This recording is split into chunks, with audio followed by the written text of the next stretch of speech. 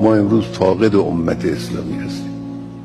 کشورهای اسلامی زیادند، نزدیک 2 میلیارد مسلمان در دنیا زندگی میکنند، اما عنوان امت نمیتوان بر این مجموعه گذاره، چون هماهنگ نیستن، چون یک جهت نیستن.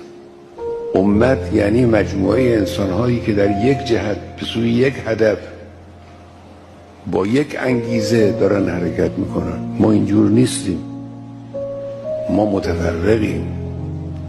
نتیجه این تفرق سلطه دشمنان اسلام.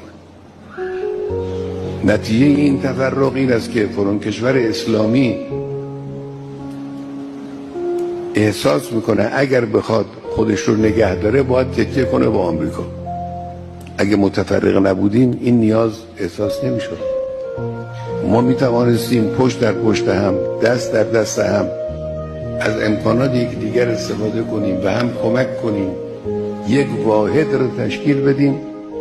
این واحد از همه قدرت‌های امروز دنیا میتوانست قوی‌تر باشه، چون که یک روز اینجوری بود با همه اشکالات و ایرادهایی که در اون وضع وجود داشت. در این حال چون یکی بودن